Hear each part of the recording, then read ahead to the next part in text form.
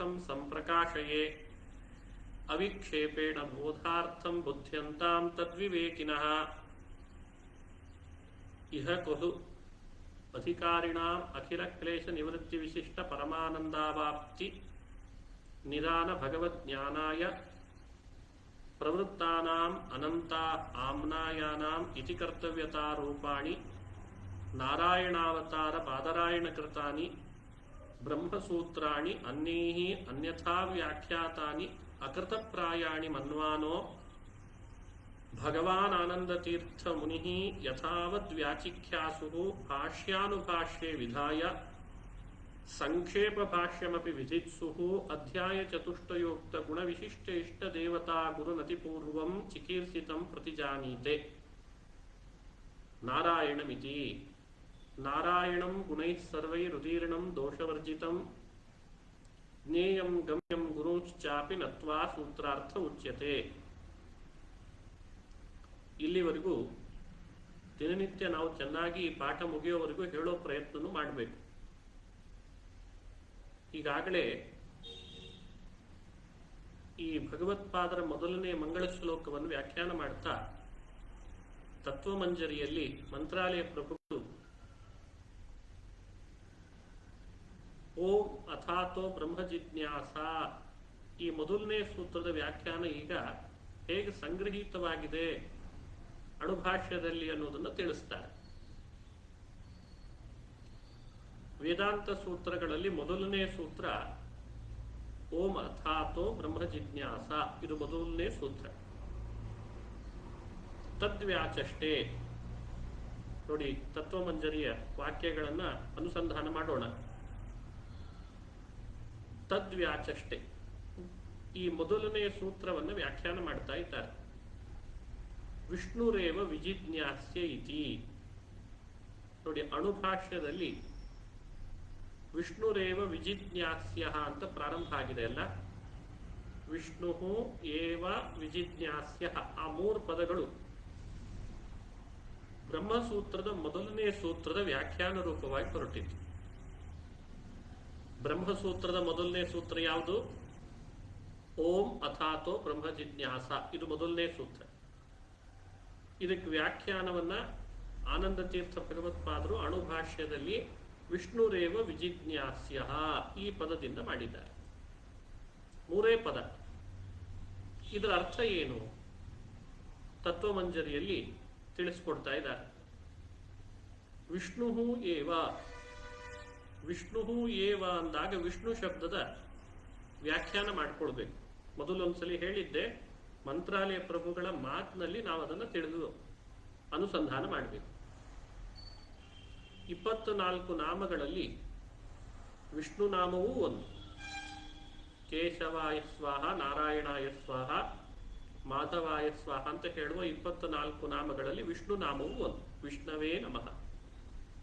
ಬಹಳ ಅಪೂರ್ವವಾದ ನಾಮ ಇದು. ಈ ನಾಮದಲ್ಲಿ ಎಷ್ಟು ಅರ್ಥ ತುಂಬಿದೆ ನೋಡಿ. ಅಲ್ಲಿ ಹೇಳ್ತಾರೆ, ದೇಶ ಕಾಲ ಗುಣ ಪರಿಚ್ಛೇದ ರೂಪ ವ್ಯಾಪ್ತಿಮಾನ್ ವಿಷ್ಣುವಾಖ್ಯ ಭಗವಾನೇವ ವಿಜಿಜ್ಞಾಸ್ಯ. ಇದು ಆ ವಾಕ್ಯದ ಪೂರ್ಣ ಅಭಿಪ್ರಾಯವನ್ನು ತಿಳಿಸ್ಕೊಳ್ಬೇಕು. ವಿಷ್ಣುರೇವ, ವಿಷ್ಣುರೇವ ಅನ್ನೋಲ್ಲಿ ವಿಷ್ಣು ಶಬ್ದದ ಅರ್ಥ ಏನು ಅಂದ್ರೆ, ದೇಶ ಪರಿಚ್ಛೇದ, ಕಾಲ ಪರಿಚ್ಛೇದ, ಗುಣ ಪರಿಚ್ಛೇದ ಇಲ್ಲದವ, ಅವನೇ ವಿಷ್ಣು ನಾಮದಿಂದ ಕರೆಸ್ಕೊಳ್ತಾನೆ. ವಿಷ್ಣು ಶಬ್ದಕ್ಕೆ ವ್ಯಾಪ್ತ ಅನ್ನೋ ಅರ್ಥ ಇದೆ. ವಿಶಿಲ್ರು ವ್ಯಾಪ್ತವು, ಈ ಧಾತುವಿನಿಂದ ನಿಷ್ಪನ್ನವಾದ ಶಬ್ದ ಇದು. ದೇಶ ಎಷ್ಟೆಲ್ಲ ಹರಡಿದೆ, ಕಾಲವೂ ಕೂಡ ಎಷ್ಟೆಲ್ಲ ಇದೆ, ಅದರ ಪರಿಚ್ಛೇದ ನಮ್ಮ ನಿಮ್ಮೆಲ್ಲರಿಗೂ ಇದೆ, ಪ್ರತಿ ವಸ್ತುವಿಗೂ ಇದೆ. ಹಾಗಾಗಿ ನಾವು ವಸ್ತುಗಳು, ಜಡಚೇತನಗಳೆಲ್ಲ ದೇಶ ಪರಿಚ್ಛಿನ್ನಗಳು. ಪರಿಚ್ಛಿನ್ನ ಅಂದ್ರೆ ಪರಿಮಿತಿ ಉಳ್ಳದ್ದು, ಪರಿಮಿತ ಅಂತಿಷ್ಟೇ ಅರ್ಥ. ಯಾವುದೇ ವಸ್ತುವನ್ನು ನೀವು ಇವತ್ತು ನೀವೇ ಗಮನಿಸ್ಲಿಕ್ಕೆ ಬರ್ತದೆ, ಇದು ಇಷ್ಟು ಇಂಚಿದೆ, ಇದು ಇಷ್ಟು ಎತ್ತರ ಇದೆ, ಹೀಗೆ ಅದನ್ನು ಪರಿಮಿತಗೊಳಿಸ್ತೀವಿ. ಆ ಪರಿಮಿತಗೊಳಿಸ್ಲಿಕ್ಕೆ ಯಾವುದೆಲ್ಲದನ್ನು ಬರ್ತದೋ ಅದೆಲ್ಲವೂ ದೇಶ ಪರಿಚ್ಛಿನ್ನ ಅಂತ ಕರೆಸ್ಕೊಳ್ತದೆ. ಭಗವಂತನನ್ನ ದೇವರು ಇಷ್ಟೇ ದೇಶದಲ್ಲಿ ಇದ್ದಾನೆ, ಇಂತಿಷ್ಟು ದೇಶದಲ್ಲಿ ಇಲ್ಲ, ಹೀಗೆ ಹೇಳಲಿಕ್ಕೆ ಬಂದಿದ್ರೆ ಅವನು ಕೂಡ ದೇಶ ಪರಿಚ್ಛಿನ್ನ ಅಂತ ಕರೆಸ್ಕೊಳ್ತಿದ್ದ. ಆದ್ರೆ ಅವನನ್ನ ಇಷ್ಟು ದೇಶದಲ್ಲಿ ಇಲ್ಲ, ಇಷ್ಟೇ ದೇಶದಲ್ಲಿ ಇದ್ದಾನೆ ಅಂತ ನೀವು ಯಾವ ರೀತಿಯಿಂದಲೂ ಅಳತೆ ಮಾಡ್ಲಿಕ್ಕೆ ಸಾಧ್ಯ ಇಲ್ಲ.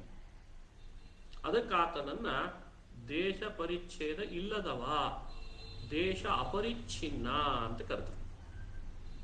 ದೇಶ ಶಬ್ದಕ್ಕೆ ನಿಮ್ಮ ಕಲ್ಪನೆಯಲ್ಲಿ ಇವತ್ತು ಆ ಶಬ್ದ ಹೆಚ್ಚು ಆಡಿ ಆಡಿ ಭಾರತ ದೇಶ, ಶ್ರೀಲಂಕಾ ದೇಶ ಅಂತ ಹೀಗೆ ಭೂಮಿಯನ್ನು ನಾವು ದೇಶ ಅಂತ ಶಬ್ದ ಆಡಿ ಭೂ ಪರಿಮಿತಿಯನ್ನು ಮಾತ್ರ ತಲೆಯಲ್ಲಿ ಇಟ್ಟುಕೊಂಡಿದೆ.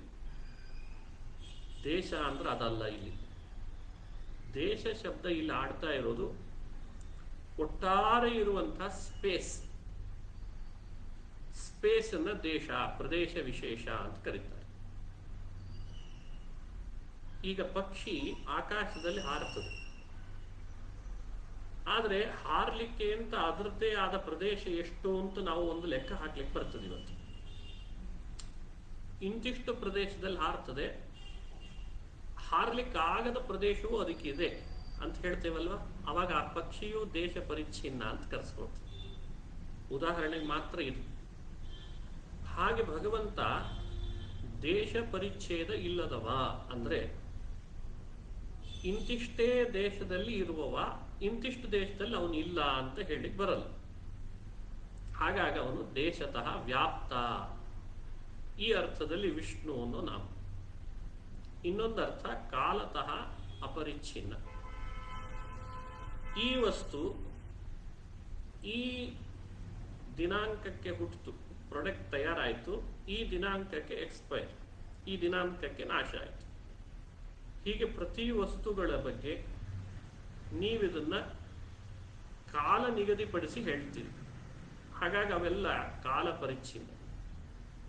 ಭಗವಂತ ಮಾತ್ರ ಕಾಲ ಪರಿಚ್ಛೇದವನ್ನು ಮೀರಿದವ ಅಂದ್ರೆ ಅರ್ಥ ಇಷ್ಟೇ ಕಾಲ ಇದ್ದಾನೆ, ಅದಕ್ಕಿಂತ ಹಿಂದೆ ಅವನು ಇರಲಿಲ್ಲ, ಇಷ್ಟೇ ಕಾಲ ಇರ್ತಾನೆ, ಅದಕ್ಕಿಂತ ಮುಂದೆ ಅವನು ಇರಲ್ಲ, ಹೀಗೆ ಹೇಳಲಿಕ್ಕಿಲ್ಲ. ಅದಕ್ಕೆ ಅವನನ್ನ ಕಾಲ ಅಪರಿಚ್ಛಿನ್ನ ಅಂತ ಕರೀತಾರೆ. ಕಾಲ ಪರಿಮಿತಿಯನ್ನು ಮೀರಿದವ ಅಂದ್ರೆ ಏನಾಯ್ತು? ಎಲ್ಲಾ ಕಾಲದಲ್ಲಿರುವವ, ಎಲ್ಲಾ ದೇಶದಲ್ಲಿರುವವ ಅಂತ. ಅದಕ್ಕೆ ಆಮೇಲೆ ಅದರದ್ದು ತಾತ್ಪರ್ಯವನ್ನು ವಿವರಣೆ ಕೊಟ್ಟರು.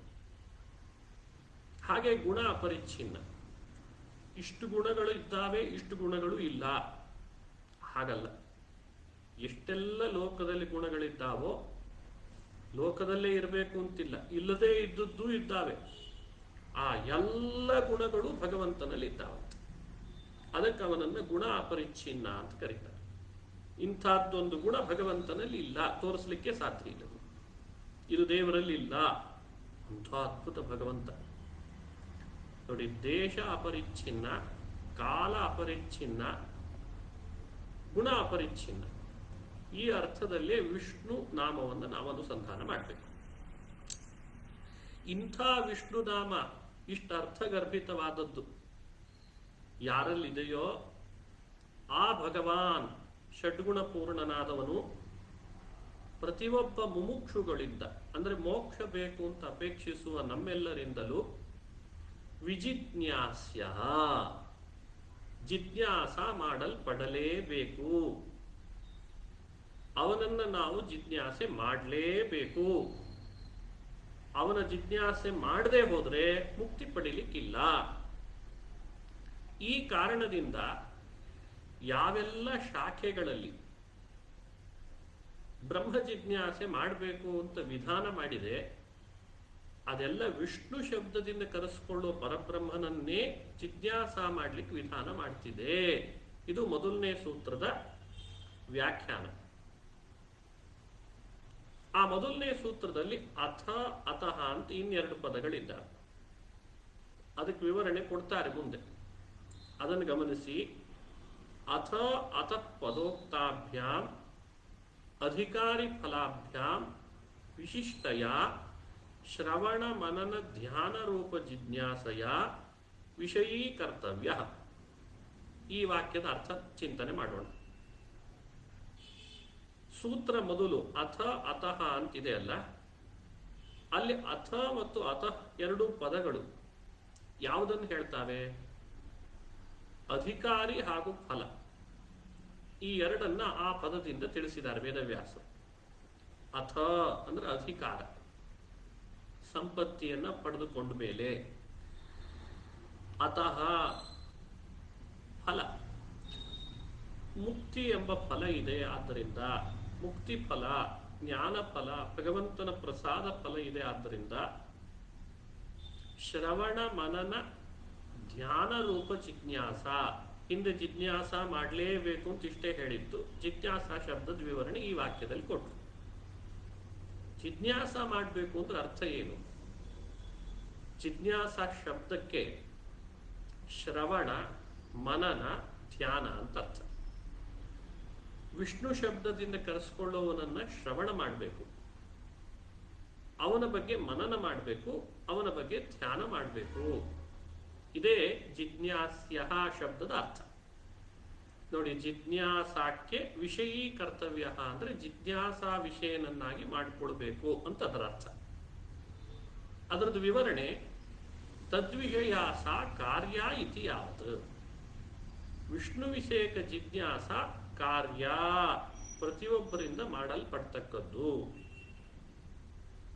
ನ ಜೀವ, ಜೀವನ ಬಗ್ಗೆ ಶ್ರವಣ ಮನನ ರೂಪ ಜಿಜ್ಞಾಸ ಮಾಡುವುದಲ್ಲ.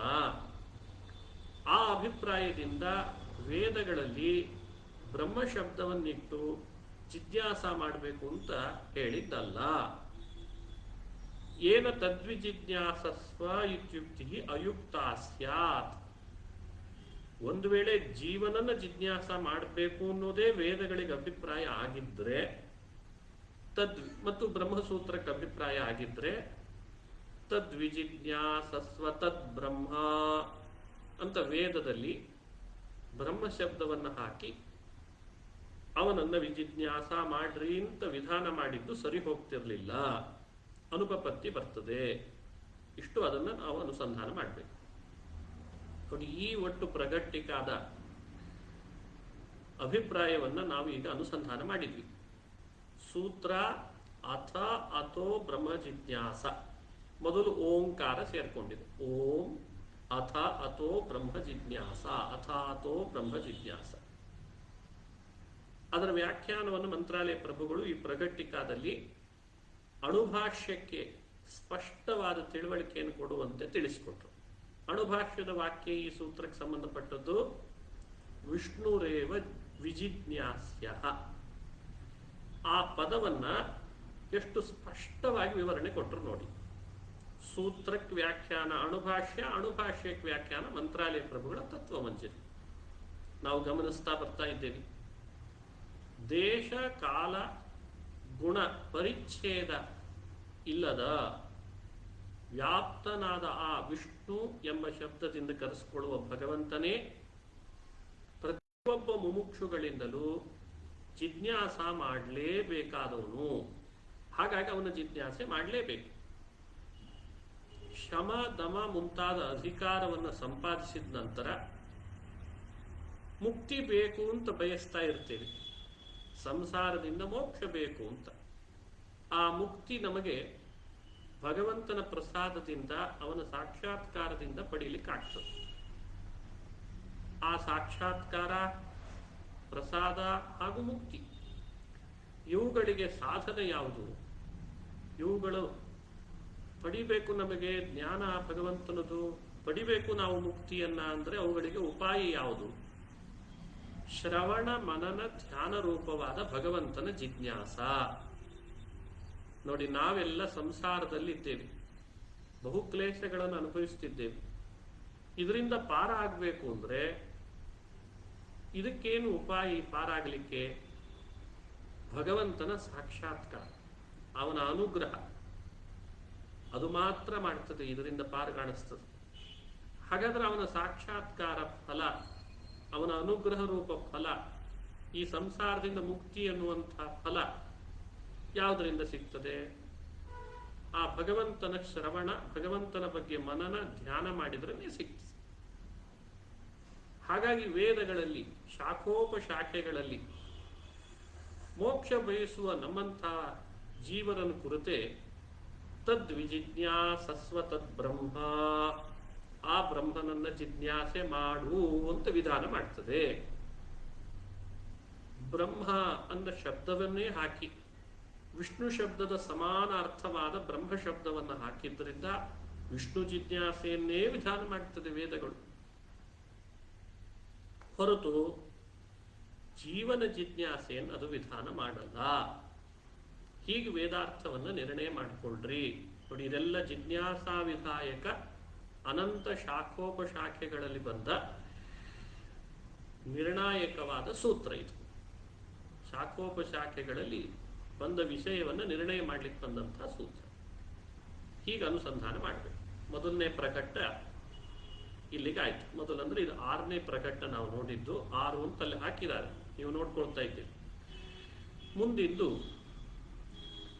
ವಿಶಿಲ್ರು ವ್ಯಾಪ್ತೌ ಬೃಹವೃದ್ಧೌ ಇತ್ಯವಯವ ಶಕ್ತಿಯ ವಿಷ್ಣು ಬ್ರಹ್ಮ ಶಬ್ದಯೋ ಏಕಾರ್ಥತ್ವೇನ ಶ್ರೌತ ಬ್ರಹ್ಮಪದೇನ ತಾದೃಶಾರ್ಥಸ್ಯ ಪ್ರತೀತೆ ಸವಿಷ್ಣುರಾಹ ಹಿ ತಂ ಬ್ರಹ್ಮೇತ್ಯಾಚಕ್ಷತ ಇತ್ಯುಕ್ತೇಶ್ಚ ತಸ್ಯ ಚ ಅನೇಮಂ ರೂಪ ಜೀವಾತ್ ಭಿನ್ನಸ್ಯ ಅಹಂ ಬುದ್ಧ್ಯಾ ಸಿದ್ಧತ್ವೇನ ಅಗುಣ ಸಗುಣತ್ವಾದಿನ ವಿಮತಸ್ಯ ವಿಷಯತ್ವ ಸಂಭವೇನ ತಜ್ಞಾನಾನ್ ಮುಕ್ತಿರೂಪ ಫಲಸ್ಯ ತತ್ಕಾಮಿನೋ ಅಧಿಕಾರಿಣಶ್ಚ ಸಂಭವಾತ್ ತದ್ವಿಜಿಜ್ಞಾಸಸ್ವ ಇತ್ಯುಕ್ತಿರ್ಯುಕ್ತಾ ಇತಿ ಭಾವ.